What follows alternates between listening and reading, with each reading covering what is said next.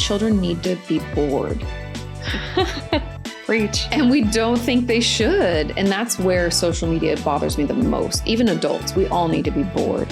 What do people do when you're really having to protect your time and advocate for yourself? So often we're afraid that if we say something directly, we're going to hurt someone's feelings. And so we don't say it. And it's in the silence that problems start to form. When it comes to depression, the best tried and true method is going to be a stinker. You're going to hate it. So it's essentially doing the thing you don't want to do, but you used to like to do it. I honestly believe every content creator should actually have a master's in business. There is not a job out there, especially content creation, that doesn't utilize a lot of the things that we think we don't need. All right. One of the funnest things I think about life in HealthyGamer is getting to meet so many great clinicians and to meet so many builders in mental health that are kind of seeing what's new and different, like what people really need that they aren't getting from whatever they have access to. So it was great to meet you in DC. Thank you so much for joining me. Of course. The HealthyGamer Families channel is, as you know, meant more for a parent audience as opposed to our main channel, which happens to be mostly younger people. So I'm going to introduce you now. All right. Kati Morton is an LMFT, a licensed marriage and family therapist, who's been making content on YouTube for over 13 years. She's like one of the OG therapists on YouTube. Her content normally covers depression, anxiety, trauma, personality disorders, the whole gamut. And I'm really glad that she's joining us here today. She's spoken at a ton of creator events. I remember you headlined a YouTube creator event, and that was probably during the pandemic. So she's very notable in the creator community, in the therapist community, and we're really lucky to have her today. In December of 2018, she published her first book, Are You Okay? A Crash Course into Understanding and Caring for Your Own Mental Health. In September 2021, she published her second book, Traumatized, a book to understand and heal from your trauma. I had the privilege of meeting Kati at the White House of all places, where we were invited by the Biden administration, and we got to advocate for our audiences, which was really fun. You know, at the White House, it was really interesting because you and Sean, Alec, and I were kind of the grown-ups at the table. How was that for you? I feel like it's been that way a lot in general, being the grown-up. When I started on YouTube, it was definitely because of the type of content that I created and no one else was really doing it yet. Right. I always kind of felt like the grown-up, whether or not I was older than people. I mean, I think I was 24 or 25 when we started the channel. So it wasn't really, I've always felt like I'm the older person or like the adult or have the adult content. It's really funny. And I had such an adult morning. Can I just tell you about my morning? Yes. So this morning, I think we were talking about accountants. This morning, I had 2 legal documents. I had a PR thing that I needed to handle. My tennis partner had something with her kids. My HR administrator had something with her kids. My own kids, I didn't have time to make their lunch. So we ended up picking up like Chick-fil-A or some fast food. It was just like so overloading. We are chasing down technical issues. How are people just supposed to keep up? It just feels like never ending. And in the meantime, my kids' teachers are like emailing their study guides, and it's just so much. I think being a parent, I mean, I'm child-free by choice, so I can't even imagine, because the time, everything vies for our time, right? And how you structure it and how you manage it can make or break your day a lot. It's like that meme that's like, every day I wake up and make the worst decision, the time management decisions of my life. And it can feel that way, especially because children are unpredictable and the needs of owning a business are unpredictable. And that's something I've been trying my best to do, is just to ensure that I don't overpack my days, because I have a tendency to do that. Yeah. Because then I know I'll never check all those things off, and that will really frustrate me. And then I'll work later than I should. You know, it like kind of compounds. It's like a domino effect, and I end up feeling worse. So, you know, being a parent needs to be factored in, because that's a huge chunk of your time and energy. Totally. And I think one of the things that I found is if I have to do literally anything else, check a text, also make dinner, or also like do anything else, that's when the fuse starts going, and all of those things that was like, it'll just take 5 minutes. It'll just take 5 minutes. What's the big deal? That's the whole day. That's the whole day. And it's your patience, right? It's like your bandwidth. 100%. How have you been managing your time? I mean, I've gotten better, but all my days aren't good. Don't worry. And it depends because things are you don't always know what you're coming into. You didn't know you'd wake up and have to deal with X, Y, or Z, right? Things like accounting and like, I don't know, owning a business can come with those surprise items. However, I front load my week. That's something I've always done. So Monday is like jamming because I know if I don't get it done Monday, I can push it off to Tuesday. I don't have to work later. I can move it into another day. So I always front load my weeks. I always have non-negotiables with myself. And these are things that I think it's funny because I learned this from Casey Neistat, who's like another OG YouTuber. We were supposed to do a collaboration. This is like eons ago, like a whole nother version of myself that doesn't exist anymore, right? We were supposed to get together and things were happening at home and they were having another child. Just stuff was chaotic. And he was like, I'm so sorry. The only time I have is my running time. And that's a non-negotiable. Right. And so I'm not gonna be able to fit it this week or whatever. And at first I was bummed because we've been planning it and talking about it. And like, I happened to be in New York and it all worked out. And I was like, oh, like, can't he just, like, I found myself like wanting to encroach on his non-negotiable. And it was a good learning for me because I was like, no, that's how he takes care of himself so he can do all this other. And so we really need, and I'm saying we to include myself in this, is to make sure that we have those non-negotiables. And for me, I dinner with my husband. I like to sit down. I know that might be old school for people, but that's what I like to do. Go through our days. I take my dog on a walk in the morning. That's my first thing I do. I don't get rid of that. And I would try to work out. I do like my yoga, Pilates, like at least 3 times a week. And those are the things that I do to like replenish myself and spend time with my friends. I love the reframing to non-negotiables as opposed to self-care. Mm-hmm. It's really just, this is the time that nobody or nothing else gets to dominate. Yeah. And you put it in your schedule, just like you would a meeting, and you can't move it. Right. You can't change it because I know back in the day when I was super burnt out, that those would be the first things to go. Right. I'd be like, oh yeah, I can do this extra. Okay. I'll get you those answers. I'll get that paperwork to you. Like when I really should have said, I'll get it to you by the end of the day tomorrow. Yeah. Just to give myself some time. I love that. And I also, speaking of schedules and everything that I've started doing is like, I need to do this paperwork. I need to do this form. I give myself like 20 minutes to 30 minutes per small task, because in my head it's 5 minutes, but when I sit down and like actually do it, it's never that quick, right? Like, and even the time it takes to transition. I went to this, I forget what it was called. YouTube had put it on. This is like, let's say 2018. And it was an event about creativity. And the guy, the name of it was terrible. It was like Creativity Magic. And I was like, you have to rebrand this. But because I was like, people aren't going to sign up. These and it's terrible conference names, man. But it was so good. Like, I was like, everybody needs to be in this program. And the guy who led it does this for like big organizations. Mm-hmm. And essentially what it taught me is that when you switch your brain back and forth from tasks, let's say I'm doing paperwork here, then I'm looking at a script, and then I'm going to review and edit. Every time I do that, every time my phone dings and I look at it, it takes my brain 20 minutes to like pull into here and then get back into the stream of thought that I was in as I'm working on something. So you have to think about that. Like, that's why I love Do Not Disturb. Right. I put that on. My mom will be like, do you know your phone is not taking notifications? I'm like, that's on purpose because I can't take that distraction. You know, you have to protect that so you can at least get things done because it'll take 30 minutes instead of 5. It's interesting because I think when it comes to non-negotiables, communicating that to family is sometimes the most challenging. Mm-hmm. I think even at work, like my workout time is blocked off, my paperwork time is blocked off. How do you communicate this to family without getting the eye roll of like, oh, she's got to do her yoga? I know. I honestly, there's 2 ways you can go about it. You can just say it's work. So it is a type of work. It's kind of a lie by omission. And some people are fine with that. Some people aren't. Depends on the relationship you have.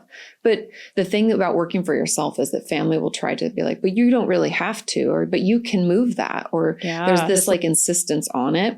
And especially if you work from home, because with COVID, a lot of us work from home, and like, how are we supposed to do that? You know, you have to hold that time sacred to be like, if I was at the office, you wouldn't be able to reach me. I wouldn't be able to run that errand for you or to grab that thing, or, so we can just call it work. Or we can say, my day is like this. I have something at this time. We don't even have to be specific. I'm only available this to this. Right. If like, well, what are you doing? It's work. I'm only available and it's a learning on boundaries, and boundaries aren't requests of other people. They're what we do. So like they can roll their eyes, but then you have to still hold it. You have to say like, but it's important to me. Right. And I don't have to explain that to you because I know it's important to me. So we can say to our mom or mother-in-law or whoever, or our husband, say, I have to do my yoga at 11 because that's the time that I have for today. It's in the calendar. And they're like, well, I need you to do this. Be like, I'll do it after that because that's the time that I have. Okay. And it's a non-negotiable.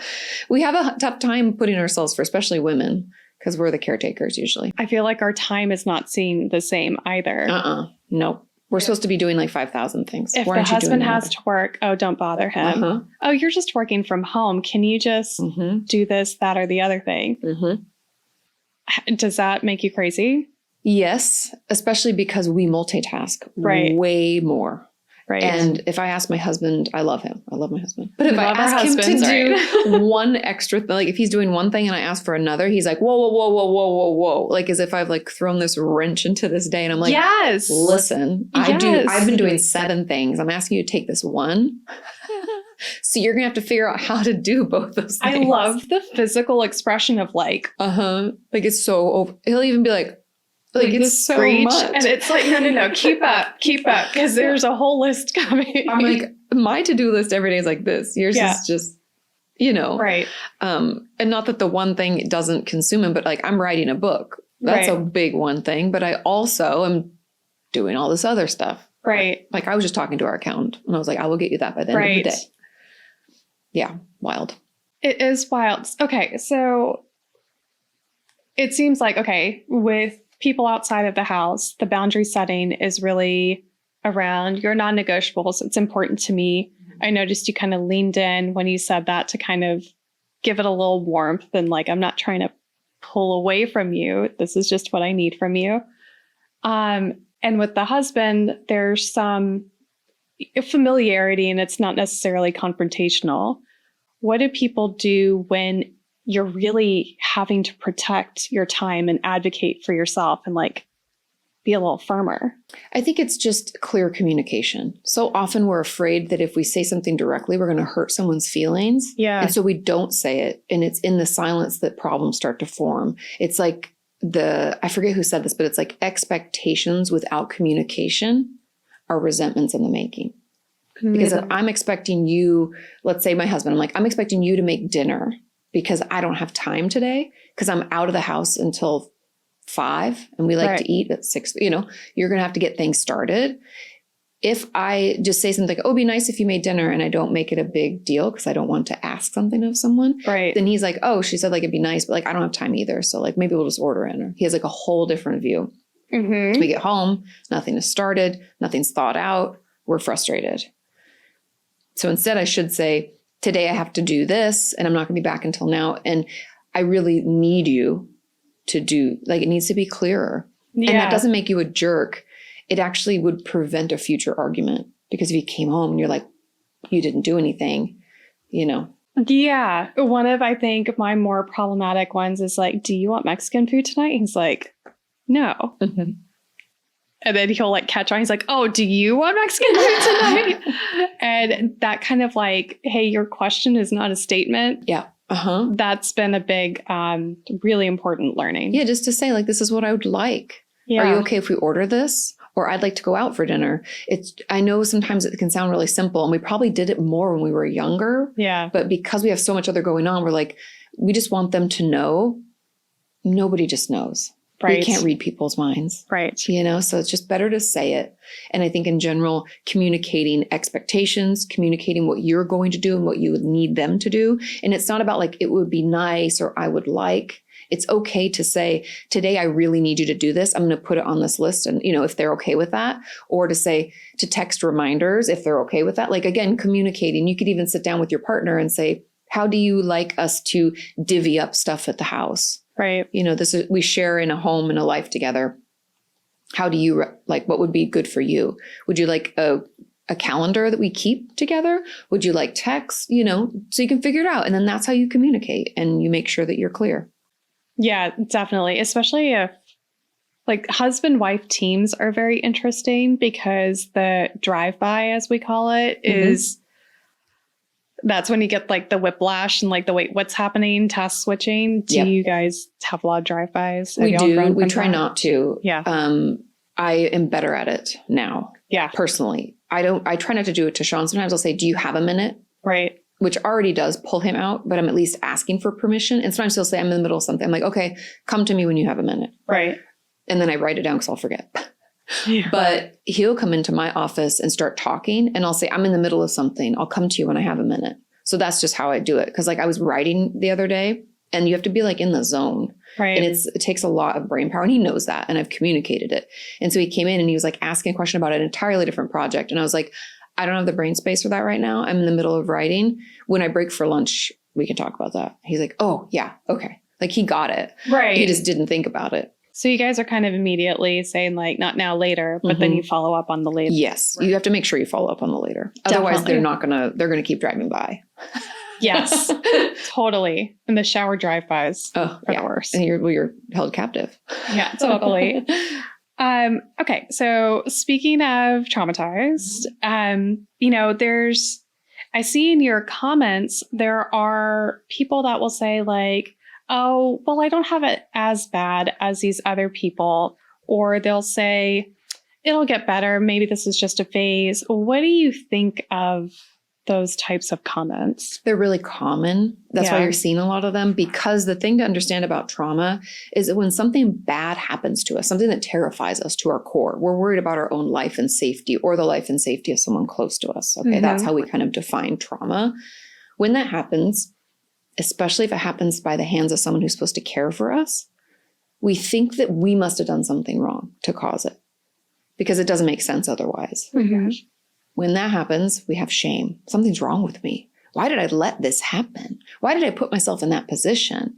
And I know this sounds like a backwards way, but all of those thoughts, I could have fought back. I should have run away. Why didn't I say something? How did I let this happen? Why did I get into that car with that person? I just didn't trust them. All that comes down to us invalidating and minimizing our experience. Mm-hmm. And the reason that we do that is because it allows us to rise above the trauma, essentially stuffing it down. I'm going to rise above it and I'm just going to go forward.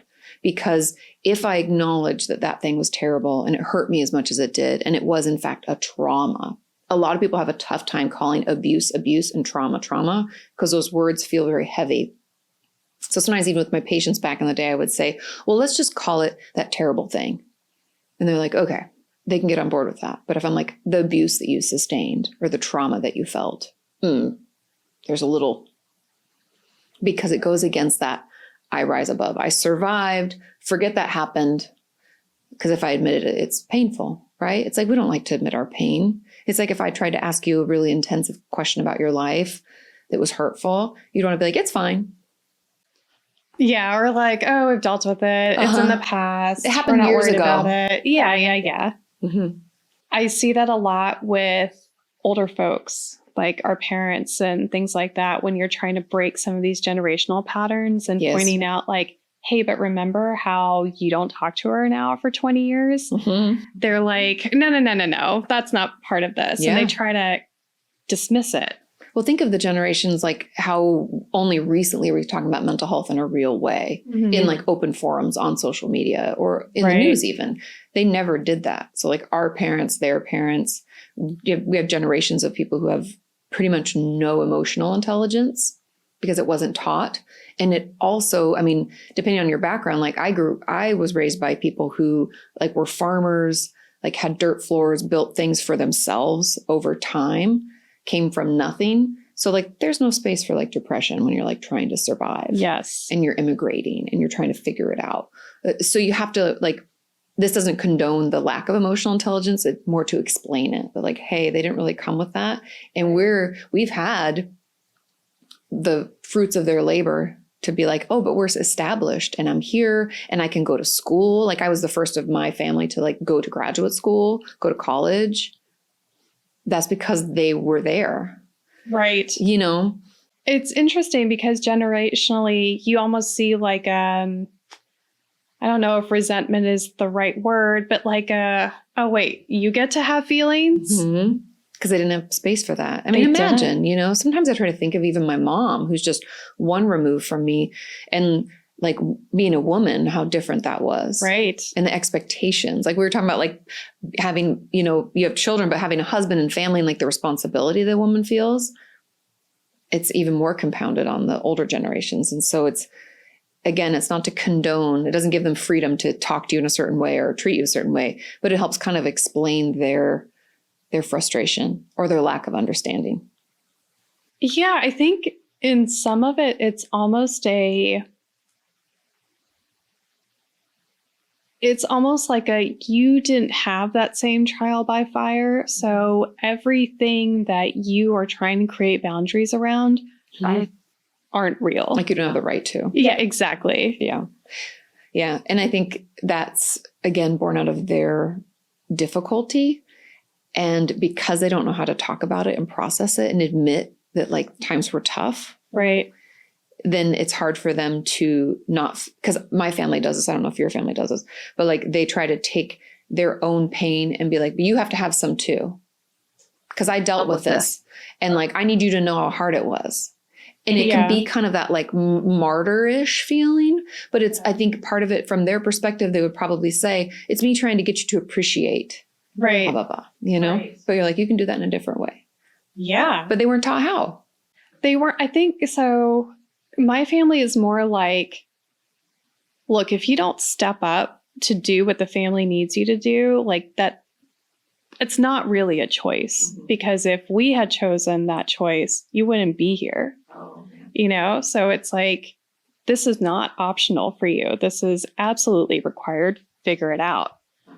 And in some ways, it's kind of like, you're right. Like, we should take care of each other and things like that. Like, we do have bonds to each other. That's, you know, that's what family is. That's what family is. And on the other hand, it's like what people required of you, you didn't have a choice. But if you had a choice, you would have said no. You would have said no. Mm-hmm. And I think getting them to see that almost like a trauma, right? Where they're like, no, like they're so dismissive of it. That is really challenging without like really creating a lot of friction. Yeah, it's all in opening the conversation and if they allow for it. Because not everybody, again, people can only meet you to the level with which they're at. Right. So if you're coming in at this like emotional intelligence level and they're like here, we have to kind of meet them there because they just can't rise to that. So it might be in the way you explain it, which is part of the reason why I didn't see children in my private practice, because the parents were so difficult. Mm-hmm. I've heard that a lot, by the way. Yes, it's very hard because it's hard to admit something's wrong with your child, and it's harder to admit that you've done something that could have perpetuated that. Of it, yeah. Yes, which we're all a part of it, right? We do the best we can, even if that's not good. And sometimes the communication can start with like, but remember back to when you had to make those decisions. Can you think back to how you felt about that? So instead of asking them to change, you're kind of asking them to consider, to remember. Mm-hmm. Tell me about it. People love to tell stories. I find parents will love to tell you how tough it was. I am just now finding that out with some of the older folks to just talk about it. And then sometimes they will kind of on their own kind of reconsider like, okay, so you don't have to come to that birthday party. Yep. I didn't like when my mom did that. Yeah. I didn't like when my aunt did that. Right. And that gives you a little bit of wiggle room. But we can't assume, we can lead them to it, but we can't make them drink, right? So you can lead them to that, like, tell me about that, like, you know, and sometimes they'll tell you. Yeah. Sometimes you're like, okay, Mercy, that's enough of that. Okay, so, you know, I think generational trauma is very, like you said, right now we are kind of the first generation of folks that are like developing that emotional awareness and that emotional intelligence. So can you walk me through some of these kinds of conversations? Like, what conversation do you think parents should be having with their kids, their parents, maybe their siblings? Because I think we're at that age now where like the sibling friction is coming out. Walk me through a conversation. Yeah, I guess, I mean, in general, I think it's important to understand that you can't change anybody. Right. And you can't make anybody do anything. Keeping that in mind, I think it's considering what conversations are helpful for you, because we can't change anybody, can't make anybody do anything. And a lot of times we enter conversations hoping for an outcome. And I know that's a normal way. Like if I'm going to ask you for something, I'm going to be like, Kruti, I'm going to reach out and I'm going to ask you for that, hoping that you'll say yes. That's my goal. Right. When it comes to conversations like this, it's more about building the relationship and the conversations around what information you might want or need. Like I have a lot of patients and viewers even who in their process of acknowledging and understanding that, yes, they were traumatized either by the hands of their parents, or maybe this is generational trauma. Like my grandma was always like that. My mom was always like that. I'm always like that. My sister is always like that, right? We see those patterns. We might want to check. Maybe I'm not remembering this correctly. Let me ask my sister. Let me ask my mom. Let me ask my grandma, because they can be kind of your fact checkers sometimes if it's safe. So figure out what you're hoping to get out of it. Again, for you. The only other reason we really have those conversations is just to build connection. So if you have a realization and you think that your parent or grandparent can hear that realization, be honest with yourself. Sometimes they're not there, but we can let them know, hey, I was thinking about this and I realized how painful that was. That must have been even harder for you. We can validate.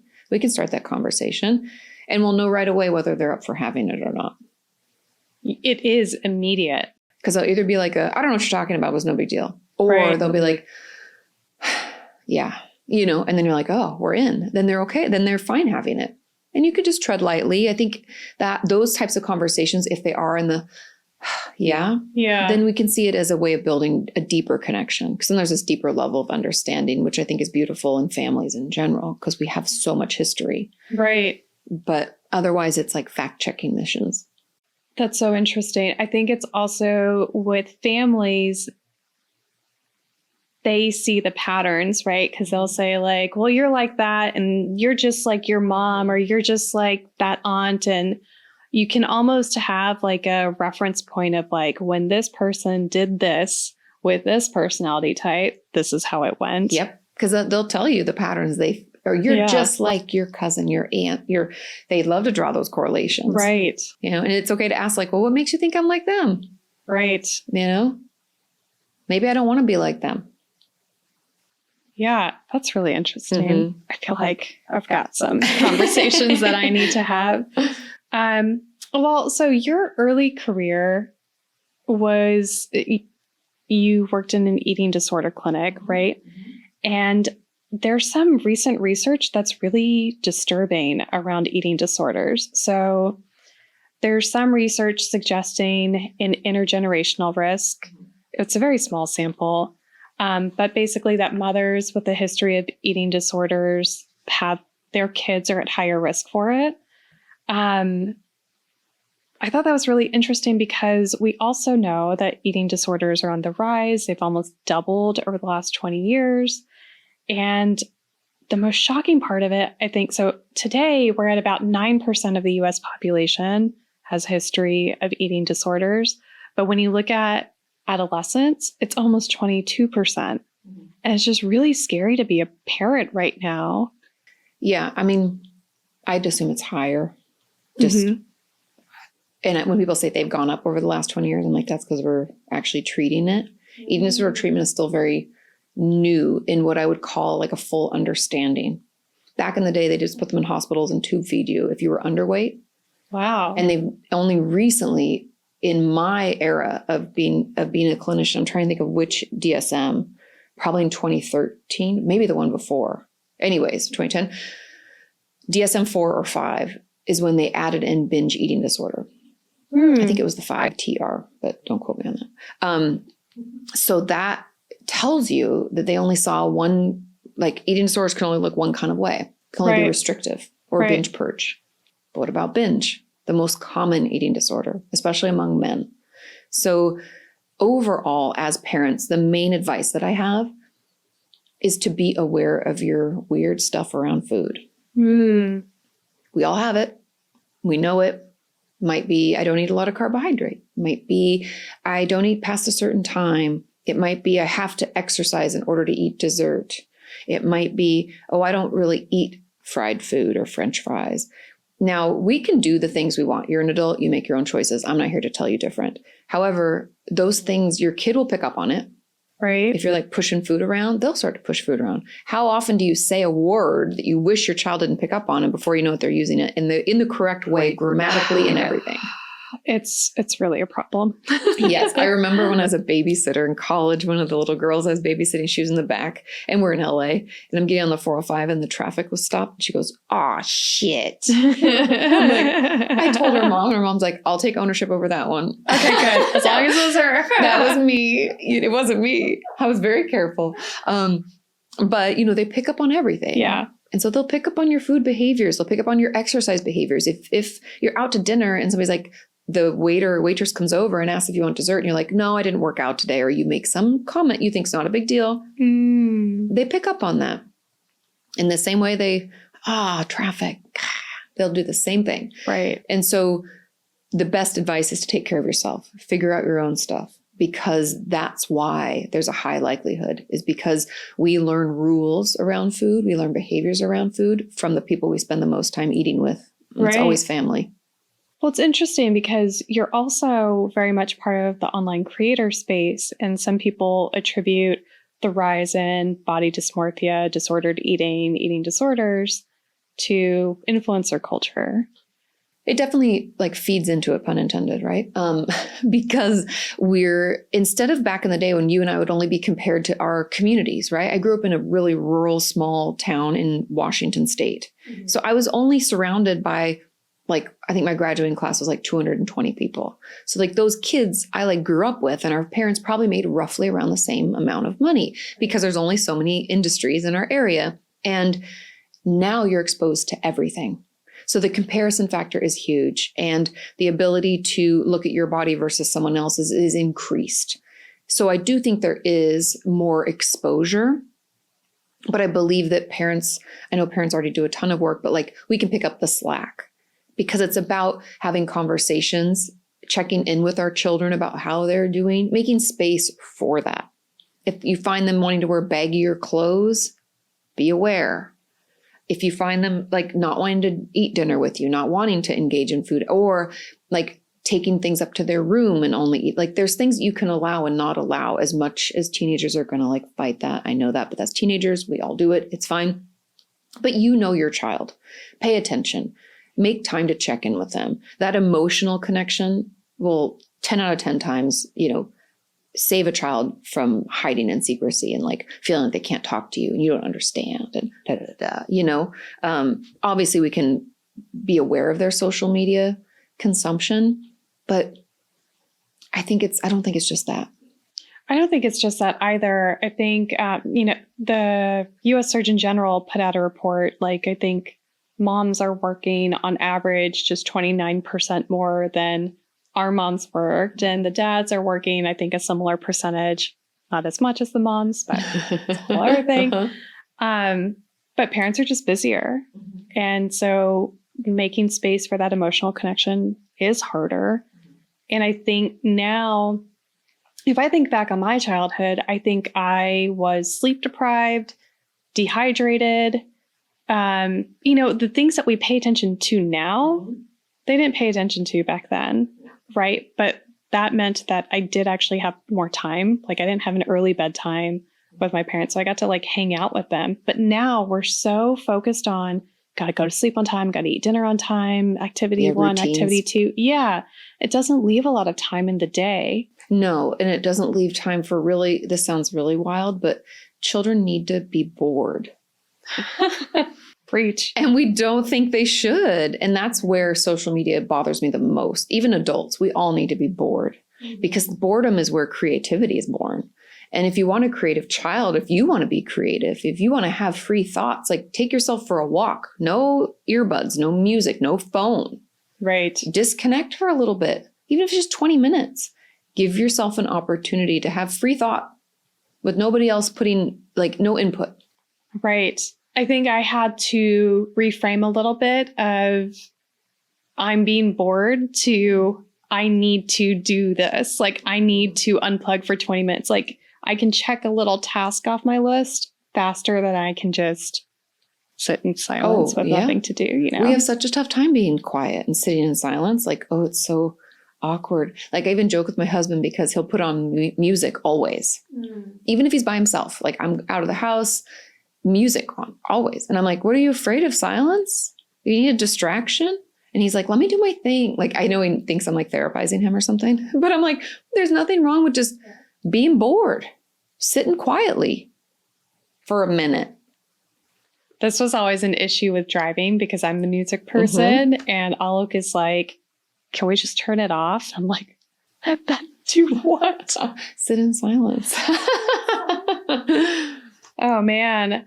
Well, what do you think about male body dysmorphia rising? Would you say it's similar circumstances, or do you think social media has a stronger influence there? I think men are given more permission to speak up now. So I think it's always been there.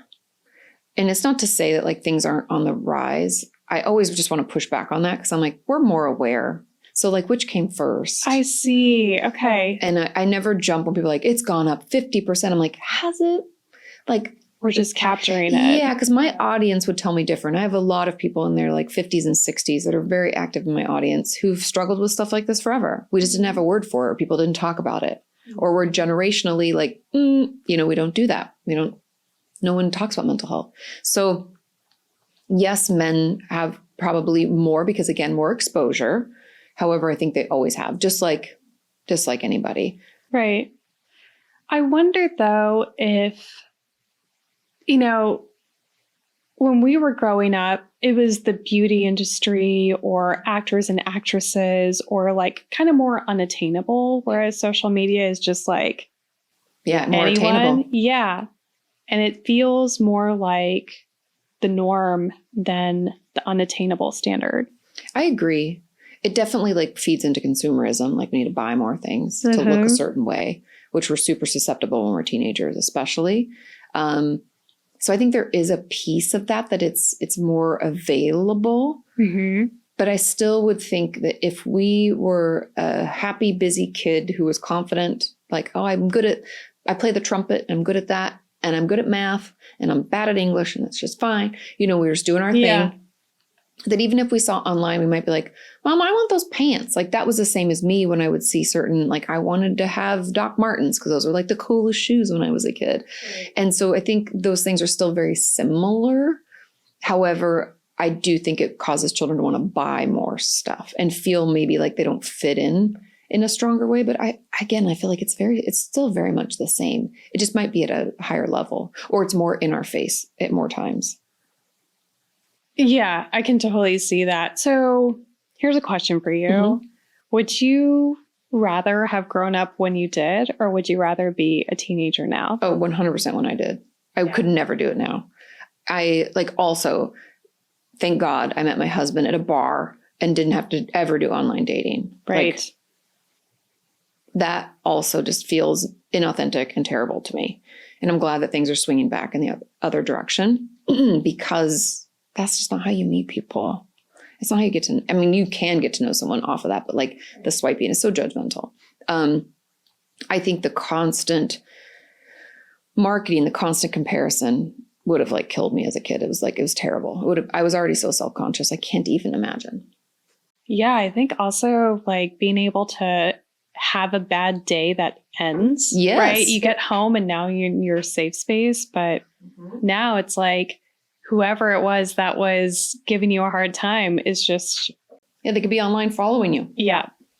I actually, as a clinician, it was really difficult for me to learn how to talk to my patients about that because I didn't have the experience. Not that a therapist has to have the experience as you, but it was a puzzle I had to figure out. I was like, how do we deal with this? because they are following you. Yeah. And like, how do we limit our access to it? Maybe we don't check it when we get home, but try to tell a teenager not to check, what's a realistic way to manage? Right. And all the stuff that you would normally say of like, oh, just ignore them. They're going to say whatever they're going to say. It's them, not you. Like that stuff just doesn't hold up. And it never has, right? It's like we still don't really have a good answer for kids. The best thing I can tell parents is get your child into something that they can learn to be good at. In therapy, the thing that we know, they call it building mastery. It's like a tool in DBT. And it's one of my favorites. And that's what we ended up doing with my client that was having a hard time with that situation, was like getting him into something that he could get better at. Then he was with a group of people who also like doing that thing. I don't care what bizarro thing, like if they want to build things, if they want to make music, if they want to play a sport, if they want to, let them join whatever group doing the thing that they do so that they can get better at it and they can have a thing that they do well, because that builds real confidence. And that means then those like stupid bullies who have nothing going for them, just kind of, they're easier to ignore. Totally. And it's interesting because, in HealthyGamer world, we're always talking about the different psychological drives that games can fill. So if you are getting made fun of at school, but you're a creative kid, there are games for that. Mm-hmm. And that comes with an alternate crowd, an alternate community, and it can really be a safe space for kids. If you're getting bullied a lot, there are these MMORPGs or these massively multiplayer online role-playing games where you can kind of beat anyone and you can join a guild and you get that community, but it's completely different from your normal crowd. But I really love the idea of connecting, give your kids something that they can be really good at, with the worry that I think a lot of parents have around gaming, because a lot of kids are getting really good at games. Mm-hmm. And how sometimes that really can be that safe space or escape. Yeah. As long as their safe space and escape doesn't get in the way of them doing their schoolwork and them if we can somehow through magic allow children to do the thing they're good at in school, that's even better. That's the best. Because then they'll want to go to school. Because if they're getting bullied, we're going to find that pullback of like, I don't feel well. They just like are trying to not have to go. But if we can incorporate that somehow, then that will be ideal. Yeah. So like, even if you can advocate for your child and like through PTA or something else, be like, I think we should have a gaming group. And then they have these, we could like fundraise and we could do this. Like if there's a way to incorporate it, make it happen, because then they'll be excited. And then they're building community locally, which I think is even better, but it's not always available. But those are some things we could do too. I think so. One of the things that I love watching is, see what kind of games that your kids are gravitating towards, and that'll tell you what they need. So it'll tell you they need a creative outlet. Let's explore some creative things that they can get really good at, or strategy games. Okay, they want to be able to think multidimensionally. Yes, problem solve. Is that a chess club? Is that an internship? Like, how do we scratch that itch? Mm-hmm. So I love I think it is the best advice, right? Of find something that they can be really good at. And it's almost sometimes gaming, I think, is a bridge to discovering what that could be. Yeah. And how do you apply that in life, right? To enjoy, if you're a creative, then that means that you're not going to like a job like pushing paper at a desk. You're going to want more of a like marketing or graphic design or something. There's a zillion ways to use a creative mind. Totally. And some kids are super competitive, but I think this was my husband's case. Like, he was a small kid, but he was really smart and like competitive, but he was never going to be like, the captain of the football team kind of thing. His size. Yeah. Giving someone who is competitive a way to compete where the physicality isn't the barrier. Yeah. Because it's the children who don't have anything that they like to do or nothing that they feel they're good at. Like, they're not doing well in school, but they're also like a nerd without being extra smart. And that's when they start to feel like loners. And that's really where things like depression or suicidality can come in and be dangerous. And so that's why it's really important for our children to have something they like to do. And if you've tried things and nothing has resonated, ask them, try new things, reach out. Like one of my neighbors, we don't have a local volleyball team at our school where we live, but in downtown Austin, there is one. And so she drives him down because that's what he likes to do. Yeah. And now he has his friends there and he wants to go down more. And she's like, it's kind of annoying because it's a little bit of a drive. But if you can make that happen, you know. Yeah. And I think that's where it's really like, as a parent, this is kind of your part of it, is like, this is the time commitment. This is their non-negotiable, right? To tie it back. And this is on your calendar now. Like you've got to make sure your kid has this thing. And do your best not to judge the thing. Because it might be like, I like to work on cars. I want to go to a mechanic thing. I want to do that. And you're like, but I don't want you getting hurt, or, you know. I'm really good friends with the band mom who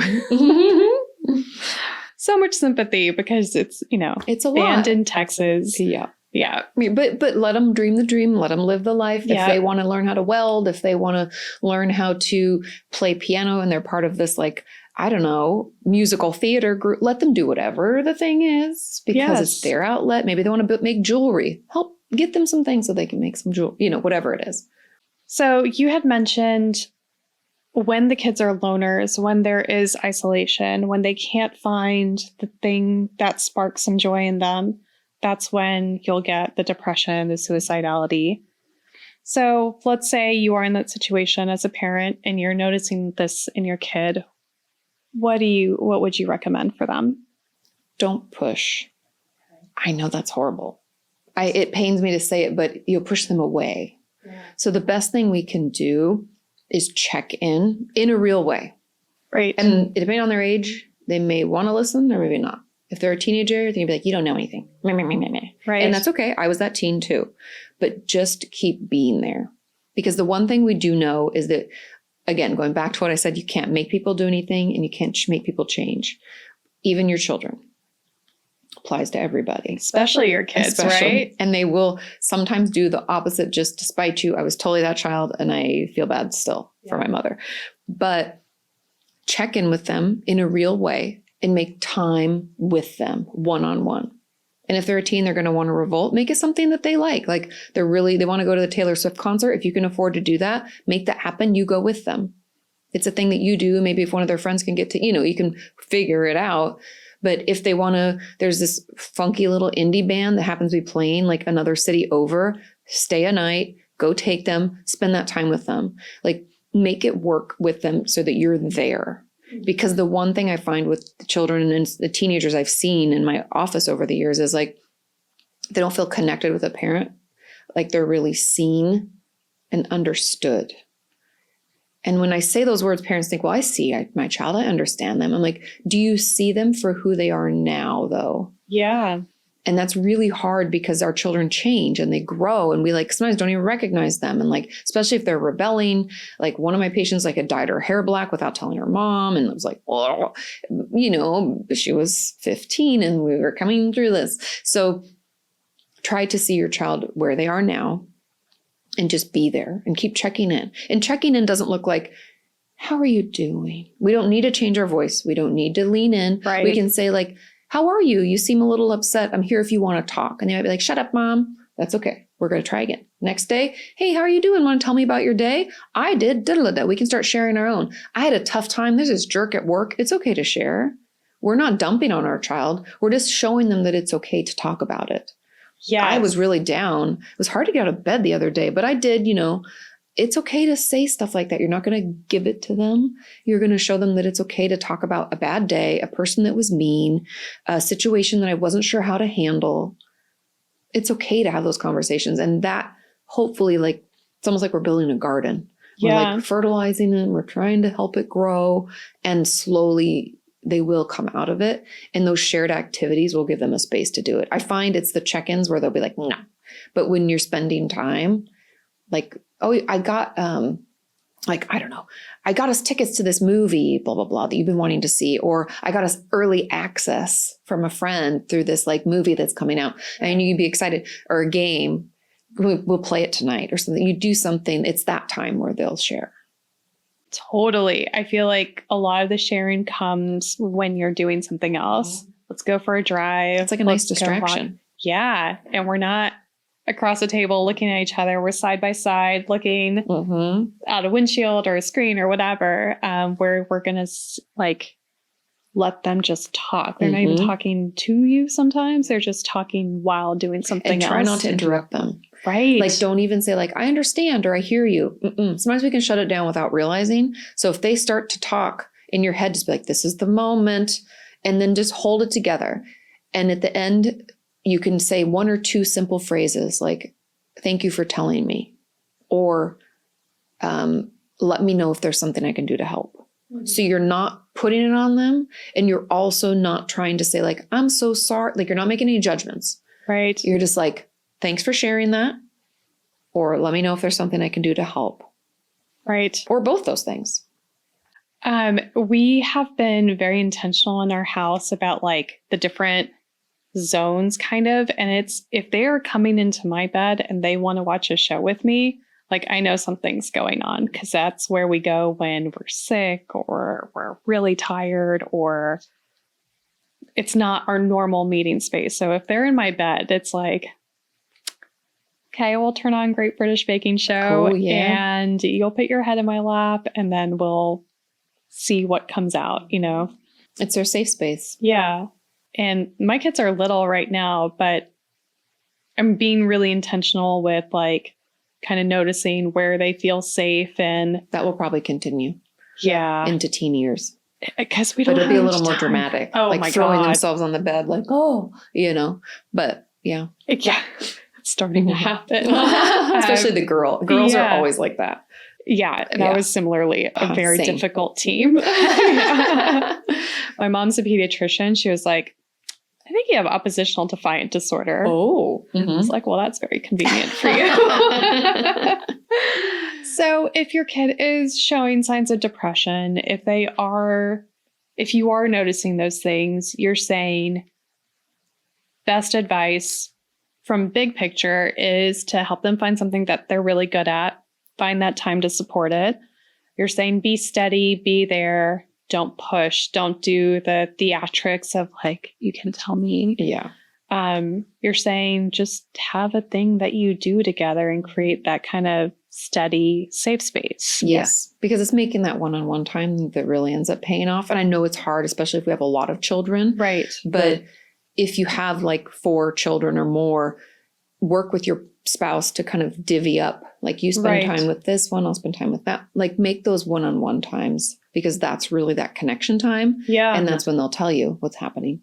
It's so funny because so HealthyGamer has a coaching program, and we have a parent coaching program where parents will often say, just take my kid. And that's where we really want to say, like, I think you could use some parent coaching. Yes. Let's start finding some of those things that we can create those emotional bonds, creating that time. Let's look at your schedule. Let's look at the way you start talking when your kid is finally unloading, things like that. But it is funny how some parents, if they are seeing signs, they're going to just kind of like fix my kid. Like, just go straight to therapy, or go, you know, they don't want to participate. And that is a tricky thing. And I know parents, we're humans too. We're not perfect. Right. And we have our own stuff going on. Right. But being a parent is such a privilege. And if you've chosen to have that as part of your life, it's vital that you make time for that child. Right. And I know people are like, but I know we all have a lot of stuff going on. I know. That's why I don't have children. I don't have that time. I don't want to give that time. And I'm aware. Yeah. But if we've made that choice, then no one else can just fix your kid. Right. I wish I had the magic pill that I wish. My life would be so much easier. Yeah. But you're going to have to participate, because you are you're the common denominator in your child's life. You are the only steady. And so it's really important that you are steady and consistent, and that you work with them. Like, half of the homework with my patients who still live at home is stuff with their parents or whoever they live with, right? Like, if it's a grandparent or like, because that dynamic is what has created this problem. And I know that's hard for people to hear, but there's something, it's like we have a recipe going and there's an ingredient that's not working. And so we have to figure out what that ingredient is, and we have to try to get rid of it. Yeah. definitely. It is very kind of on brand in a way for the type of parent that would notice a sign and just want to go straight to somebody fix it. Mm-hmm. That parent seems to also be the kind that is really busy, that does have a lot going on, that, you know, might have started out with having that one-on-one time with the kid, but that might have been the first thing to go on their list, Yeah. right? So, you know, just kind of putting everything together, I really think putting that in the non-negotiables category from the beginning kind of helps you avoid that pattern. But once you're there, Yeah, it's like, how do you go back? yeah, And it's going to feel uncomfortable at first, just like any change. right. It's going to feel forced, but just make it consistent. So if it's once a week, if it's every other week, if it's twice a week, whatever you can squeeze out. Right. And don't think it has to be like a whole trip or something. It can be like, we watched this show together. Like one of my favorite things when I was a teenager is my mom and I would watch CSI. Mm-hmm. That was our show. And we would watch it. It was like Thursday night at 9 or something. Ours was Homeland. Yes. Yeah. So you can have a show that you always watch and then that's your thing. Keep doing that thing. That's okay. You might feel like, again, like it's not that connection, like that connecting, but it's in that like distraction time. Yeah. One of the things that I love about having a show is it gives you the character references to talk about things in your language. Yep. So like in Homeland, it was our, what was it? 24 with the da-da. Yeah. So the like, that was part of our vocabulary of like, we got to get going, like, you know? Exactly. You're like, we're running Exactly. Exactly. Yeah. And that's that connection. It is. And it's so important. Okay. Well, I think that's great advice for parents that are struggling there. And it really is so difficult. But the good news is we're better at treating depression now than we've ever been in the past, right? Yes. So the good news is that we're better than ever at treating depression.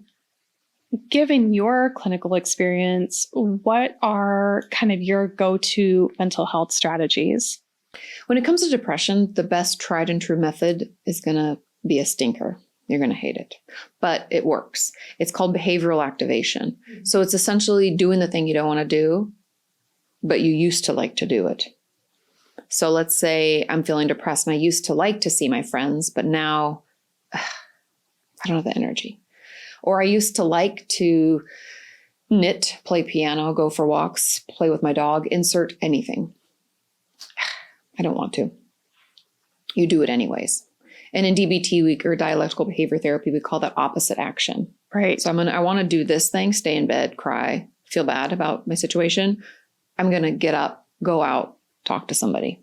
Right. So it's in that action, we actually find that your mood does improve. Now, I know it's hard to start. That's where like, I think it's Mel Robbins has it like 5, 4, 3, 1. Like she counts down. She's like 5, 4, 3, 2, 1, do it. 5, 4, 3, 2, 1, do it. Like, don't think about it, just do it. Right. And you need that initial oof to just do it. But if you can white knuckle that beginning, it does improve your mood and it makes you feel better. And then you start to enjoy it a little bit more again. And you kind of feel yourself crawling out of the hole. You know, I think for me, it was cooking postpartum. Mm-hmm. And it was a lot of takeout or my husband trying to figure out dinner, or we had so much family support, but like I missed my food. Mm-hmm. The way that you liked it. Yeah. Mm-hmm. And it was just eggs. It was just like the simplest thing to just start. Like, I want to toast my bread the way I toast it. As long as I want it, the way that I do it. Mm-hmm. But like listening you talk about behavioral activation, I can see how like, oh, that's what it was. Mm-hmm. Yeah. Because you don't enjoy anything. Right. And you forget what it was like to enjoy it. Right. So you have to like push yourself to do the little things first and then move into it. So that's like my first tip. The second is there are some like biohacking. I almost hate that term because people use it for all sorts of stuff. Yeah. But there are ways to improve your mood naturally. We're like wintertime. We need those SAD lamps. And SAD stands for seasonal affective disorder, which is just such a terrible yet beautiful acronym. Well, it is. Yeah. But make sure that it is a proper SAD lamp. I can give you the things to look for. Yeah. But there are things that'll say like, oh, it's a good, like, I'm telling you, I'll even give you a random example. So not even a SAD lamp. I didn't realize that in my office, 2 of the lights in the like chandelier and had gone out. Probably when I turned it on, they were just gone. And I didn't hear the pop. And so I didn't even notice. I was so unmotivated that week. I was like, what the heck is going on? Then my husband was like, you have lights? Like, it's so dark in here. Changed the lights. Never felt better. It was so weird. And I was like, oh my God. And so I also opened the blinds because fresh sunlight on your face within 30 minutes of getting up, if you can just get up to your window and get that helps your body produce more serotonin and more dopamine, which help you feel better. There's even, I did some research. This was probably last year, I guess, when I was feeling bad. I was like, how do I help my body produce more dopamine, more serotonin?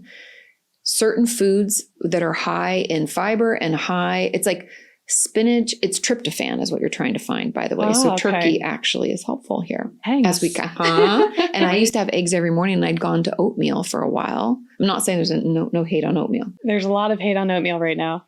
But it doesn't do as good for me. I wasn't feeling as good. And so I looked, eggs have tryptophan, spinach has tryptophan, turkey obviously has tryptophan. You'll look, there's a lot of, I think kale might be another one, dark leafy greens, maybe even zucchini, but look into it. There's a whole list. There's some nuts. There's all sorts of stuff. Tryptophan is something that your body needs to produce dopamine. It's almost like a transporter. Like it helps get it to where it needs to go in a way. And it's just part of what our body needs in that chain to get us to feeling better. So those are just some of the random things that you can do. Aside from what I always call like basic needs, not basic to mean easy, basic to mean like these are just our necessary or non-negotiables, is like drink water, sleep, and have a shower. Because a shower can change your life sometimes. Yeah, big one. It's kind of funny because my husband taught our kids HALT. Yeah. Hungry, angry, lonely, tired. That's right. And it just to try to identify like what is going on with you guys what are you feeling? now. What's happening? Yeah. Are you looking for connection? Do you need to express something?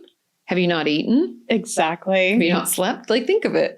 If I feel any of those things, I'm not my best self. My resilience is low. Yes. And different kids are kind of like hyper susceptible to one of those. Like my oldest, tired. Oh my gosh. Tired or hungry. And then my youngest, like lonely is the thing that really gets to her. Okay. So you said behavioral activation therapy, biohacking. Yep.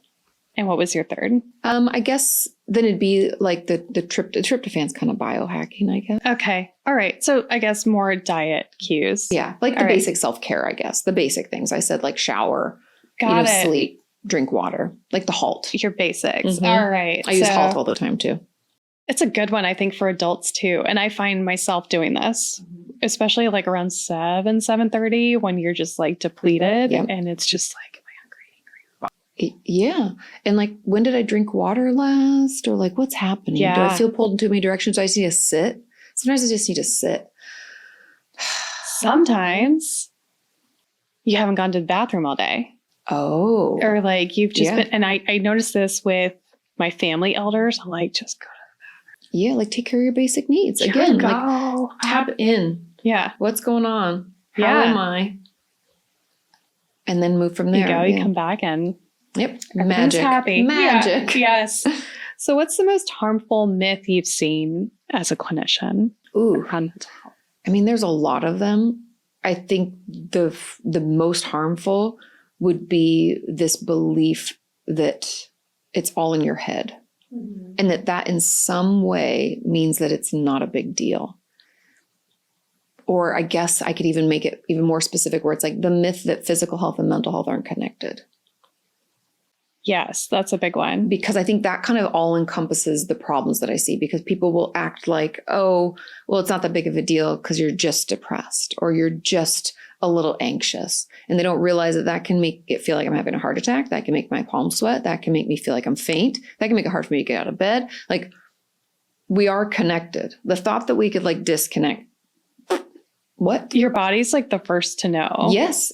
That's actually where people find themselves first is in like a GP's or general practitioner's office, like the regular doctor being like, I don't know what's going on. I've got body aches. I think I have a cold. And I'm like, you might be depressed. I don't know. Always get it checked out by a doctor because it could be something organic like that. But remember, our brain is like the hard drive of our body. So if it's not happy, there are going to be symptoms that we're going to experience. Knots in our stomach. Yeah. You know, difficulty concentrating, all sorts of random things. Right. And I think a lot of us like write it off of like, oh, it's just seasonal migraines or whatever. It's like, no, that's back to school. Like you're stressed out. Yeah. And you don't know how to take care of yourself. Right. Yeah. It's really interesting. Okay. You're a content creator. You've had your time online. You've had a great career online. You stepped away for a little while to take a break. And I wonder if you have anything to share with parents that are dealing with teenagers that are like, I don't need to go to school. I'm going to be a content creator when I'm a grown up. What do you think? Yeah, that one caught me off guard. I was like, wow, don't go to school. Yeah. First of all, kids will be like, oh, it's okay. I don't need to know this. I'm just going to play video games online, or I don't need a degree, so I don't need to pay attention in school. Oof. I mean, just like any job. Yeah. Content creation has ebbs and flows. And my argument back to a child that would say, I don't need X, Y, or Z because I'm just going to be a content creator, I would tell you there is a lot more to content creation than just the filming and just the putting it up. Right. You have to manage a business. Do you know how to file for a business license? Do you know how to keep your books? Do you know how to pay people? Do you know how to invoice? Do you know how to hire people and fire people? What are their rights? What are your rights? Do you know how to find a lawyer? There's so much to it that I honestly believe every content creator should actually have a master's in business. I wish I had a master's in business. I have my master's in clinical psychology, but they're going to need an education because there is not a job out there, especially content creation, that doesn't utilize a lot of the things that we think we don't need. And you have to show up in business meetings and be able to speak the language. You have to understand what they mean when they're asking you for certain things. You need to know how to read a contract. Yep. So if you don't pay attention in English and you don't pay attention in poli-sci in college, or you don't pay attention, like there's so many things where I'm like, you need to understand your world, because content creation sure is doing that, but that's not all it is. Yeah. I think the people skills too, that you learn through just kind of normal schooling, but I've used my MBA way more I'm sure with HealthyGamer than I have anywhere else. It's the people skills, the ability to delegate, because when you're the creator, it's your vision. And if you can't communicate that, you're not going to be able to delegate it effectively. And if you can't do that, you burn out. And then great, you've been a content creator for 2 years, and that's a lot of work. Yeah. And people don't realize like the amount of like, I don't want to call it like inertia, but it's like the amount of details and things that you may not realize now, but you're going to need it. And so I don't believe everybody needs to have a PhD or a master's degree or even your bachelor's, but you do need to finish high school and you do need to take some courses at the very least at a community college to help you better prepare for the world. Yeah. I know, if you're going to enter any workforce, you need to have at least a bachelor's. So I feel like it's best to get it. Especially when you're younger, it's really hard to go back to school. Yeah. So it's best to do it now. Yeah. But do it as cheap as possible, because our student loan system is so messed up. And the interest rates that I had to deal with and all that's a whole nother conversation. But the fact that they can make money off of students and I have the ability to take out hundreds of thousands of dollars in loans is wrong. And so there needs to be things need to be fixed there. But do it as cheap as you can, but get your education, please. You'll need it. You'll need it for sure. And then when it comes to, let's say this kid is like, okay, convinced, I will take my education seriously. I still want to be a content creator. What would you say they need to know about preserving their mental health? I guess there's two pieces. Boundaries is the first. And what I mean by that is don't share everything online. You need to be cognizant of the fact that you can't take it back. Yeah. So even if you delete it, it exists there somewhere. Yeah. The Wayback Machine still exists. People will find it. So you can't get rid of it. So you don't want to give people the bullets to kill you. So don't give them something that you don't want them having. Imagine you're in a meeting and someone brings up something you said in a vlog. Are you okay with that? Like, think about it.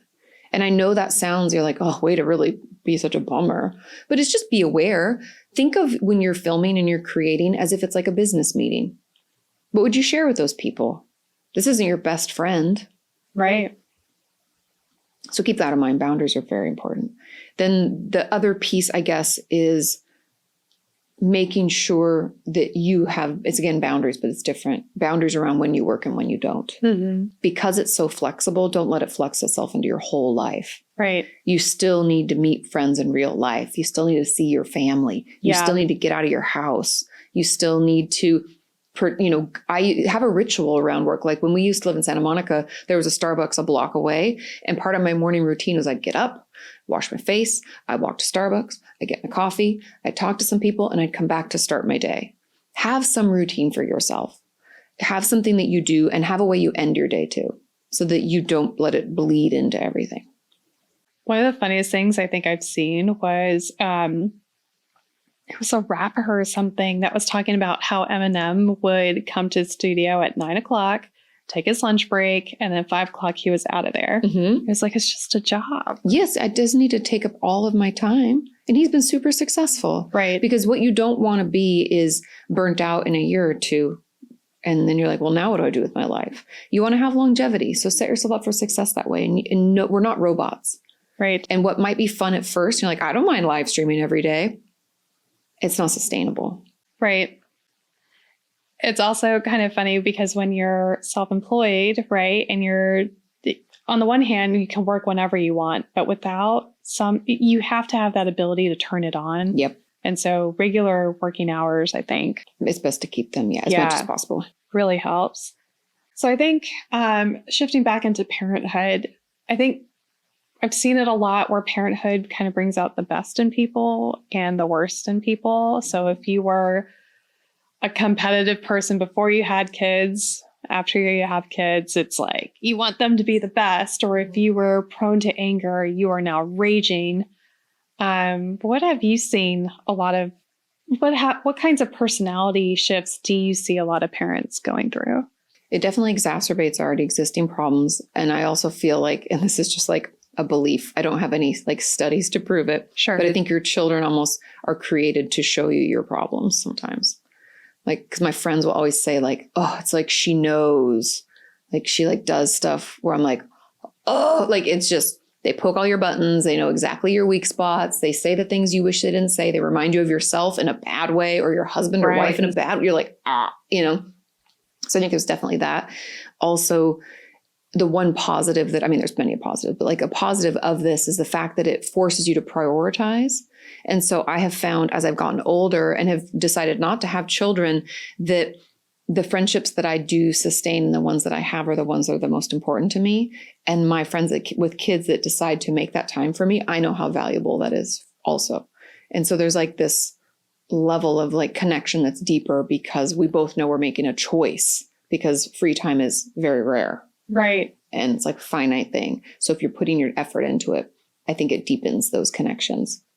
Absolutely. It's really funny to kind of loop this back to the generational conversation, because when you do see those patterns in your kids of you or your partner, you can see it in them, but you can also see it in your parents and their parents. And then you can kind of be like, hey, if we don't fix this, this is going to end up like this. Yes, we know where it's going to go almost. Yep. Yeah. Which is everybody's favorite thing to hear, right? But how do we fix it if we don't know it exists? Exactly. Right? Okay, so one of the things that parenting definitely strains is the romantic relationship between partners, right? Mm-hmm. Any advice for couples that are kind of going through it right now? Make time for your partner. And I don't mean make time. Yes, we can go out to dinner. Yes, we can take weekends away. Those are going to be fewer and far in between than what I would call daily interactions. And so loving touch needs to be your best friend. Meaning you don't walk past your partner without a rub on the back or a pat on the butt, depends on your relationship and how you talk to each other. Saying, you look nice in that. Oh, you smell good. All of what I would call like, and I don't know people's love languages, so there's going to be different things people are going to want, but it might be a good time to figure out what your love language is. There are 5 of them if people don't know. So it's acts of service, which is mine. My top ones, like do something nice for each other or something like that. Physical touch, words of affirmation, gifts, and shared interest or shared activities. So you can take a test online. It's free. Find out what your person is, because that will really help. Yes. But loving touch, regardless of whether touch is one of your things or not, and words of affirmation, those are passerby. Like, it's almost like your ship's passing the night, but you're like sending the boop, boop. It's like, I'm here, I'm here. We're sending a little signal. And then you're going to have to figure out with your partner some non-negotiables for yourself to have time. So like once a week, you should be able to carve out some time to be intimate or some time to connect. And connection is not a business meeting. I don't want us going to dinner, talk about what we're doing at the house with no. This is more like, you know what I'd really love? I'd love to get on a boat and spend a month in the Bahamas. Like just random talk like you would on a date. No house talk, no kid talk. Time to connect with your partner. Yeah. And I know those things are hard, but we have to find ways to like, it's those little things that will add up. I love the combination. You usually only hear the like date night or, yeah. And it is really like, there's a reason why we're not already doing that, right? Like if it was we easy, we'd already be doing it. Because like the money to get a babysitter and the money to go out if you're not close to family and the time to schedule it, it's a lot. Yeah. In the back of your head, you're always thinking, well, I could be doing this, that, or the other And you're like, thing. what time is it? When do we need to get back? It's not as enjoyable sometimes. Yeah. Okay. So what about conflict? If couples are, I love the daily touch and the kind of finding that special time piece. I think that's usually when partners are wanting it and they're on like, you know, good terms. But when you're not on good terms, how do you resolve some of that conflict? Couples counseling. Okay. Now, I have other tips, but we always wait way too long to get in. Yeah. And honestly, I never really like seeing couples because of that. Because they come in, they already don't like each other. One talks, usually it's the wife, not always. The woman usually talks over the man, and the man doesn't want to be there, or one of them's already checked out. So it's like essentially, I'm not saying it's too late, but like, that's like waiting. If you have a cold, you wait till you have like pneumonia before you go to see the doctor. You don't even take yourself to the hospital, you go to the doctor. And they're like, whoa, whoa, whoa, whoa. You know, the sooner the better. But when it comes to conflict resolution, there's this little, I forget the book that it came out of, but it's called The Floor Technique. And I literally have it. It's like a yellow piece of paper that has been laminated and it has the rules of the floor. And everybody can use this. You can use this in any conversation, in any conflict. When you have the floor, nobody else talks over you. So do your best when your partner's talking and telling you what's going on. Don't talk over them. Then you tell them what you heard. Yes. So what I'm hearing you say is this. Is that correct? They have to confirm. If they don't, then you're like, tell me where I'm wrong. They get another opportunity to speak. You don't talk over them. We do it again. That's what I heard. Okay. Yes. Okay. Okay. We're on the same page. Okay. Now the floor switches. So they would hand it to you. You would get to talk. And the same thing happens. And the reason that we slow it down like that is because people don't listen to learn. Right. You listen to win. And when you're listening to win, you're looking for faults in their argument. Oh, they said this. They didn't do that. That's a lie. I know you. We're already coming up with an argument. Where if we listen to understand, because we're going to have to tell you what we heard, and then you have to agree, that puts us in a whole different frame of mind. And that really softens things. It's hard to do. It's important to do. And also just in general, if you're upset, tell your partner, do not expect them to read your mind. Passive aggression only leads to divorce. It only leads to deeper rooted issues. It only leads to resentment. People aren't going to get that you're upset because you're like, fine. Like to expect someone to come to you when you're acting kind of childish, I've done it too, is just not how a relationship flourishes. It may survive, but it's not going to be joyous and loving. And it's going to be hard for you to want to pass by and be like, you look nice in that. And you're not going to want to have sex with them. Nice. I'm not interested. I'm harboring this laundry list of things you've done or didn't do. So communicate, you know? The reflective listening piece, I think, is like always if it's the easiest place to start, it is a skill. You have to, I think, know how to do it without sounding like a robot or too mechanical about the whole thing. But it is such a simple way to just start reflecting back. And it's almost contagious, right? Where like once you start doing it. Yeah, then they'll do it. Yeah. And if they do try to interrupt you, be like, can you just let me speak? And then I want to make sure you understand what I'm saying. Can you hear my side? I heard your side. Always let them go first. And you could even say like, I'm going to try this thing. Okay. You know, you can do that. Another good tool and something that I use, because we have these old patterns of behavior with these old stories we've told ourselves about relationships or about connectivity with others.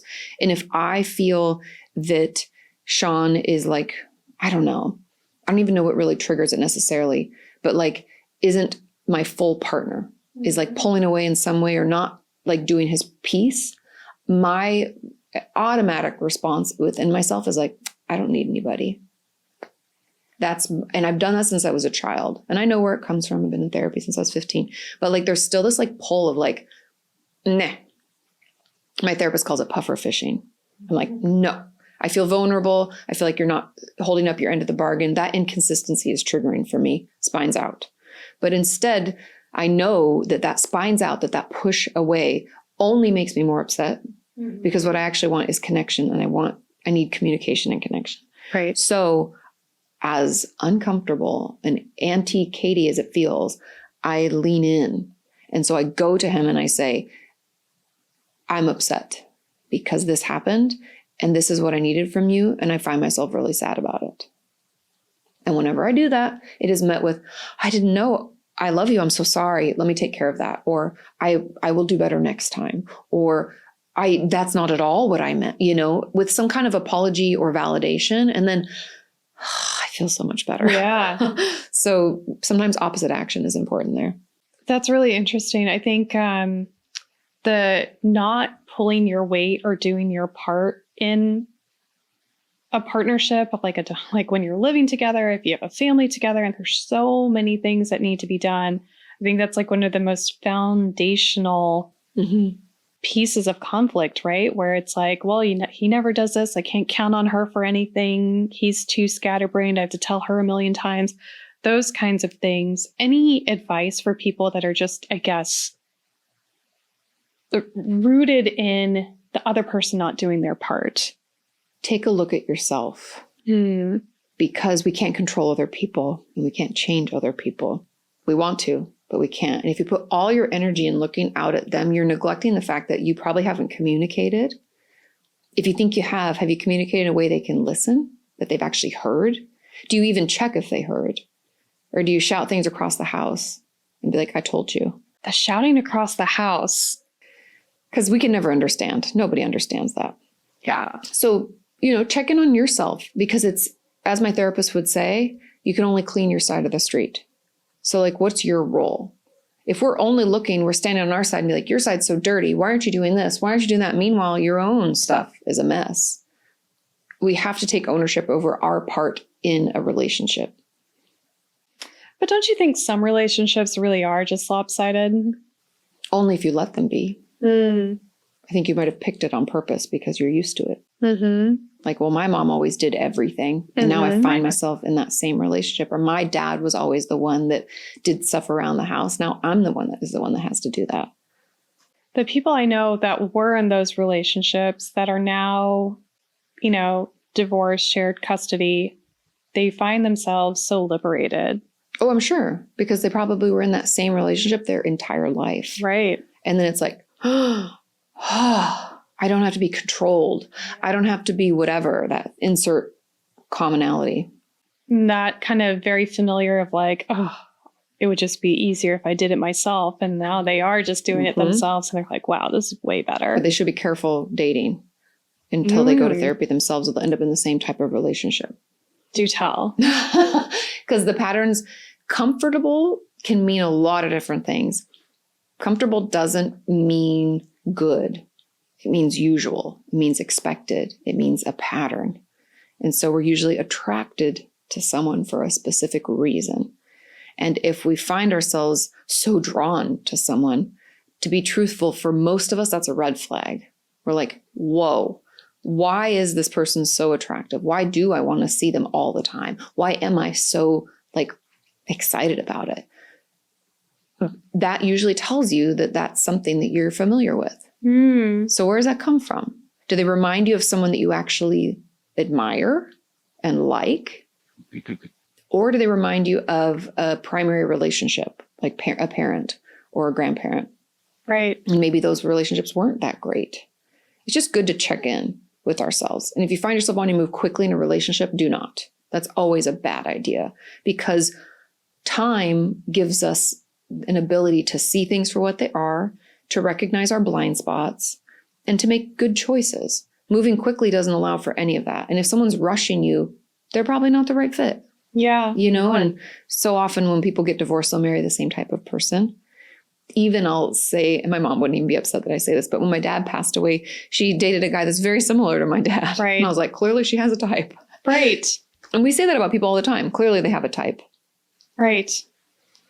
And sometimes that type is a red flag. Yeah, because it's comfortable, but that doesn't mean healthy. Right. That is so interesting, because it goes right back to the generational patterns and all of that. And recognizing them, because we'll repeat them. Like I said, my urge is to push away. Yeah. I'm sure the women in my family would tell you the same thing. My urge is to push away. But I'm like, I don't want to do that anymore. It only made me feel more alone. Right. Well, so how do you know it's time for couples counseling? I mean, I believe everybody could benefit. It's like therapy. I'm like, everyone can benefit. We go to the gym to train our bodies. Why don't we go to train our minds and to better our relationships? If we feel like there are things that we want to say to our partner that we can't, therapy. If we feel we're angry for years of things that have happened, therapy. If we feel something has shifted, like we have children now and the dynamics have changed and we don't really know how to navigate that, therapy. Any transition, if we've moved and I feel like something has changed and now the roles are different, therapy. It gives you a place, doesn't mean you have to be in it forever, but it just gives you a place to try to figure out what are our roles, what are the rules, what are the non-negotiables, and how can we communicate better? Because all of us can learn to communicate better with our friends and partners. And ourselves. Yeah. Yeah. Not the, do you want Mexican food? No, I want Mexican food. And would you be okay with that? Yes. Okay, well, how do you know it's time for a divorce? That is a tricky one because, well, I'll tell you the truth. I'll tell you the harsh truth, and then we'll talk about it a little bit. So the harsh truth is if you aren't willing to work on it, if you're honest with yourself in your heart of hearts, I'm not going to work on this. We all know that. We've all been in those places in relationships where you've broken up, or even friendships you've ended, or parents maybe you've cut off, or family members you don't talk to anymore. We know that I've had enough. Then it's not worth it. You're going to waste your time and energy in therapy. I've seen it a million times. One is checked out. If you're not going to check back in, it's not going to work. Right. And you have to have both people willing to work. And one might be super talkative and like, yeah, I want to work on this, but they're not changing anything.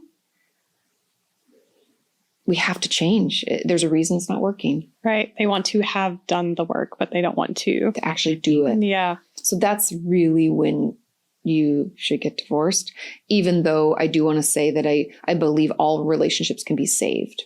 Oh. But you both have to work. Do you know what I mean? That's that kicker. And that's why that's the indicator. Like all of my friends, family members, people I've seen go through divorce, patients I've seen over the years, it's that lack of desire for it to get better. It's I'm pulling back. Right. I'm here only because you're making me. Right. I'm here until she. Yeah. And sometimes one partner will not want to be the bad guy or the bad person. They won't want to say like, we need to get a divorce. They'll wait for the other person to be pushed to their limit to say it. They want them to make the choice for them. It's interesting because in new parenthood, it's so stressful. Mm-hmm. What do you think new parents should know? They need support of other parents. I think the group, like community, is really powerful then. The village. Yes, because if you don't have family nearby, you need other dads, other friends going through the same thing, mommy and me groups. You need that because as a woman, I can tell you all my friends were shocked with their bodies and what actually happened because nobody really talks about it.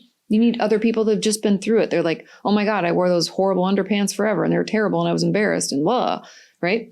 My husband smells different. Now I don't even want him to touch me. Mm-hmm. All the things that nobody talks about. You need people who understand. And the men need that too on the other side. I don't know what's happening with my wife. Oh, you know, I don't know how to please her. I don't know what to do with this. I don't know what I'm doing with this child. You know, we need people that understand so that we can talk about it. And I think when your partner's going through it, you're kind of like in the bunker, like you're at war, like it's a total shift of your life. And yes, you need to come together, but I honestly think community is more important at that time. It's not that you don't need each other, but I honestly think you're kind of pulled together because of the child that's like now consuming all of your time. You need other people to talk about that transition, to offer insights and support. I think it's almost like when I think of when people move for their partner and now that partner has to be everything for them. And that can be very stressful for the relationship.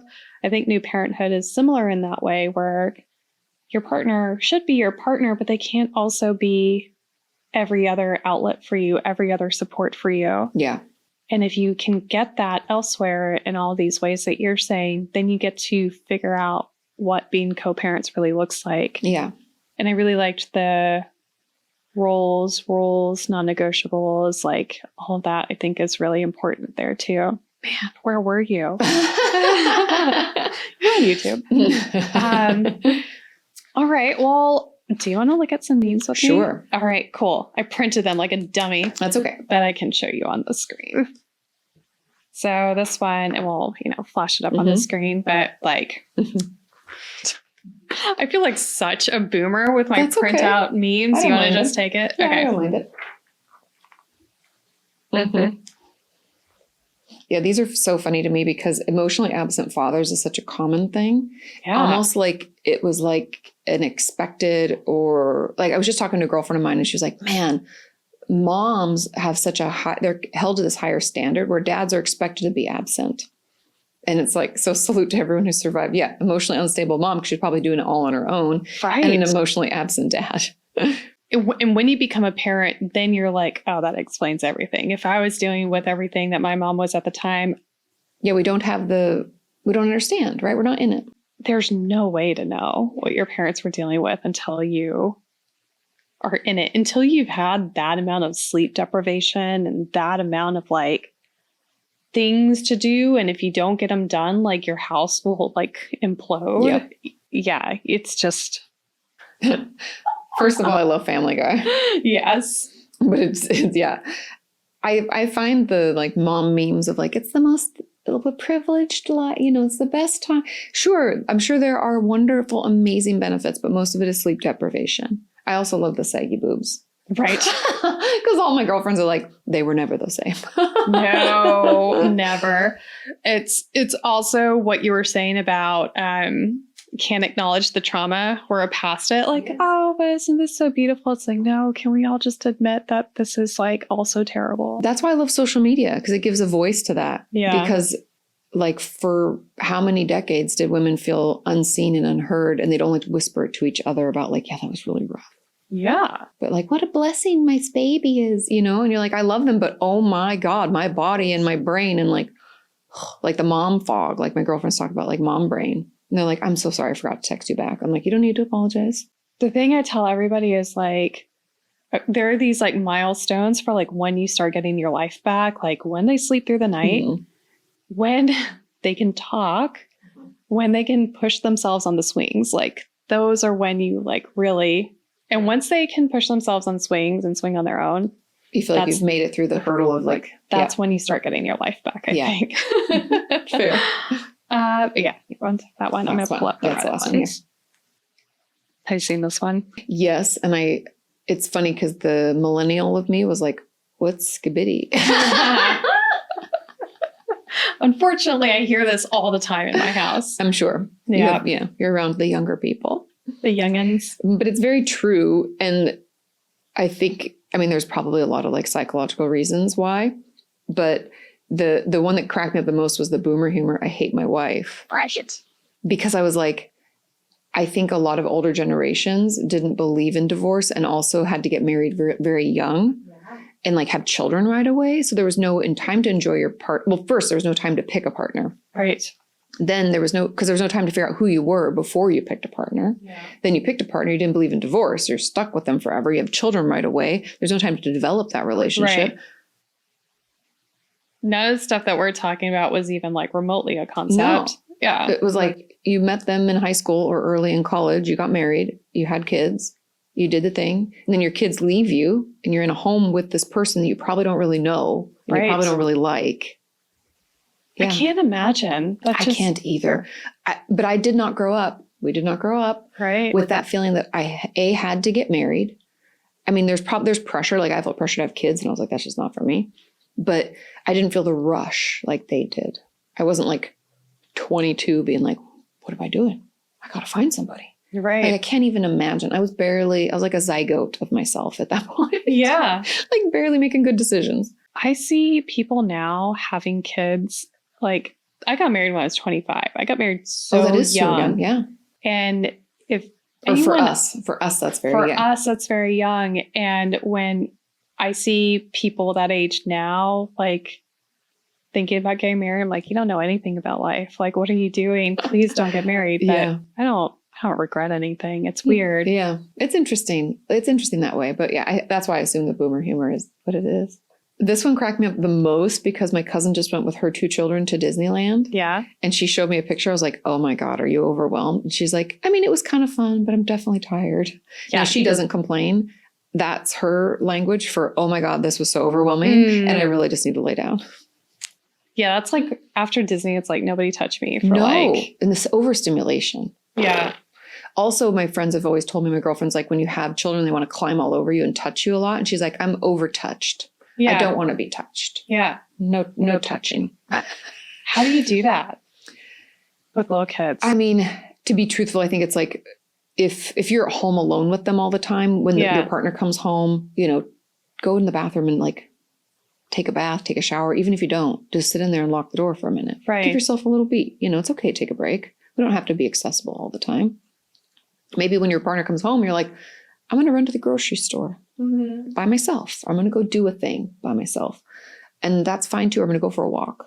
We don't have to always take the kids with us. It's okay. Yeah. They'll be better for the fact that you took that 30 minutes for yourself. Now that I'm hearing this, I'm remembering, the stroller walks and stuff like that and why some moms are like, no, you are not coming out of that stroller. Yeah. It's not about the kid. No, it's about me. Yeah. I need to be out of the house. Right. And if you're a baby, you probably sleep in the stroller even better. Yeah. During nap time, I'm going to go for a walk. Yeah. Mm-hmm. And you being in the stroller is me not getting touched. Yes. Yeah. Yep. Keeps you from like clinging onto my leg or like pick me up or. Right. Oh, yeah. Is it normal to not like your teen? Yes. I think because being a teenager means that you're pushing boundaries, trying to figure out who you are, where you stand. That pushback to a parent is especially jarring. It's like they call them three-nagers for a reason. Right. Because it's a first start of boundary pushing and we're trying to figure out who we are, but it's a more intensive. And I don't think there's any shame in saying like, I don't really like who they are right now. Because they're just a little, they're just growing and they're not fully formed. They'll come around. One of my favorite quotes is from Modern Family when he says having a kid is like sending something off to the moon. Yeah. And then they're from the dark side when they come like 13. And he's like, and then all of a sudden, boop, the signal, they're coming back. They're coming back. They're like 24. They come back around. So yeah, you're just in that dark zone. What do you do when you're in the dark zone? To be honest, as much as you can, take care of yourself. Oop, I hit that. As much as you can, take care of yourself because they're going to throw stuff at you and you're going to have to just sit with it and do your best to not react and to know that it's actually not who they are. It's not how they feel. You have to take care of yourself so you can hang in the dark times. 13 to 24. I mean, and hopefully it's not that long. Right. And they'll go to school maybe. Right. So you get a little break. But yeah, those last few years, like high school, I'd say is really rough. Yeah. Sorry, Mom. Yeah, I know, right? Okay. This next one is a stepson who is always the victim. So the parents are kind of trying to tell him, you could save up to get the thing that you want. And he's like, he interprets that as, you always say I'm never good enough, or he doesn't see it as, oh, hey, here's a way to get that thing. He sees it as, here's a reason you can't have that thing. Oh. So there's a communication breakdown. I think the parents are like, how do we create any sense of responsibility when this kid only wants to say, well, I don't have that because we're poor, or I don't have that because how am I even supposed to get a job if I can't do this or that? If there's always an excuse or a reason not to. Well, I guess my question is, does he get it anyways then? Do they give in? Because you shouldn't. Right. So when you hold the boundary, or when you state a fact, like, well, you have to save up for that. We're not going to spend our money on that. And they're like, you never give me anything. No, I give you a lot of things, but this is something that you have to save up your own money for because it's not a necessity. Right. And if they want to throw a fit, they can throw a fit. Kids throw fits all the time, but it doesn't mean you have to give it to them. Right. And then you can say the next weekend, hey, I need you to help me paint this. I'll give you $10 or I'll give you whatever chore, right? That's what I did as a kid. I wanted Doc Martens. They were too expensive. Oh, I cleaned rhododendron bushes. Those things are sticky. I swept, I cleaned, I dusted, all that to save up all my money. So that by the time summer came, I could buy the pair that I wanted. I filed in my mom's office. Mm-hmm. So give them an opportunity to do that and hold. Like, do not give in. It's good advice. Okay, the last one is about a 15-year-old boy who is super obnoxious, and the parents are thinking it's because he's watching a lot of like gaming creators, so he'll just like yell out homophobic or racial slurs, or if he can, he'll pounce on other people for saying the same things, and he's just generally being obnoxious. But he is saying, I'm going to be a content creator. Oh, this is my personality now. It sounds a lot like this kid doesn't know who he is yet and is just trying to take a shortcut to finding something. He's mimicking. We all do it. Yeah. Especially when we're that age. We don't know who we are, right? I said there's little buds. They don't know. Yeah. There have to be real conversations with real boundaries, real limits. So you can't use that kind of language in our house. If you want to be a creator, that's fine. You can't say that here. How do you enforce something like that? You ground them. You take away their access. You turn off the internet to their devices, or you take their devices, or you explain to them. If you say first, if you use this language again, you're going to lose access to whatever's the most important item: iPad, laptop, phone. They don't need it when they're at home. Mm-hmm. So they don't get it. And they're going to fight, and they're going to scream, and they're going to do all sorts of things. They might even kick a hole in the wall. They're going to have to pay that back to get that patched. They're still not getting it. Now it's extended. And I know parents hate doing this, and I know children push back, and I was that kid, and I did kick a hole in my door at one point. But limits are limits for a reason. We have limits in our life in general, and the only reason they'll keep doing it is because they get away with it, or the behavior is rewarded. And so we have to stop rewarding that behavior. And even if, let's say, they still are saying the things that you said you couldn't, and you've already taken away the devices, then they think they can just say whatever. Mm-hmm. We just ignore them completely. So just escalate with them. If they want to take it there, don't back down from the fight. Mm-hmm. And it's not like we don't have to like, it's more like, these are the things that are going to happen. You can even lay it out for them. You can't have access. I know you want that. I just don't like you talking like this in the house. It's not appropriate. You know, I know you're figuring out who you are. You can even call it out. You know, you don't know. But that's just not how we talk here. I love you. Don't push me to this limit. Yeah. You know, you give them an option. Teenagers are pushing boundaries. That's what they're doing. But if you just hold the limit of what's appropriate for you in your home, yeah, they'll hate you in the moment, but they hate you anyway. It's just teenagers. It's not real hate. It's like, it's I don't know who I am hate. I'm almost inclined in this case to be like, go ahead, just start. If you think that this personality is going to make you famous, start recording something and like, let's see what happens. Just to like fizzle it out. But I don't But they're a kid, and if they say stuff online like that, I'd be afraid it might hurt them getting into school or getting the job. Yeah. So that'd be my only resistance there. But yeah, you're not wrong. I mean, they're going to figure it out. But maybe not upload it, but like get it out on camera or but like stop doing this like in the grocery store. It can't be in the places that you won't allow it. Exactly. You know?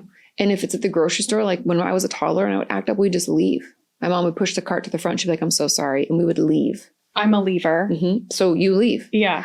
And then you take them home and then you go back to the grocery store. And yes, I know that's annoying. Yes, I know you don't have time. Yes, I know there's so much going on.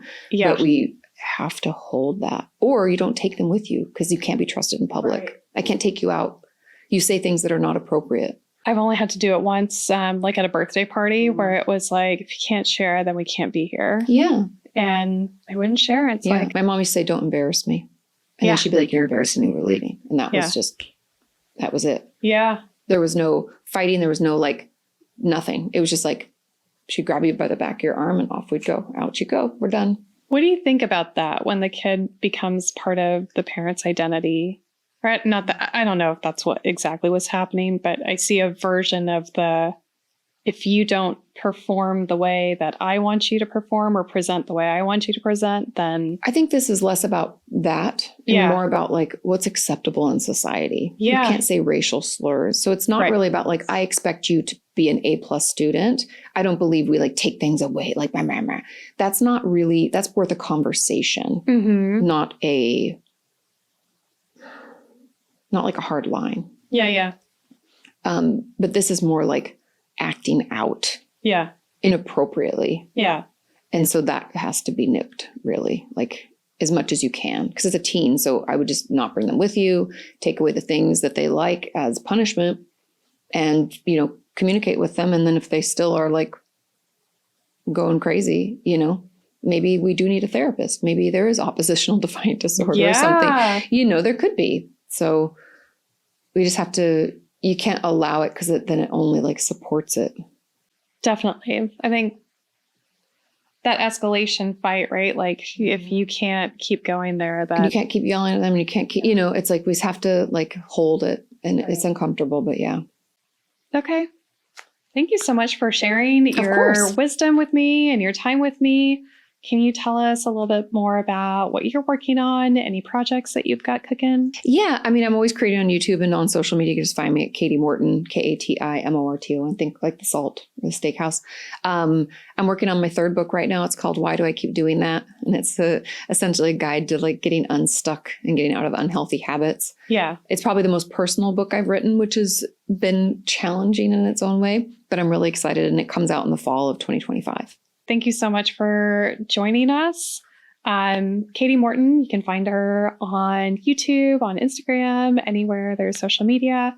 She's got a whole library of amazing content for you to check out. Thank you so much, Kati. Yeah, thanks for having me.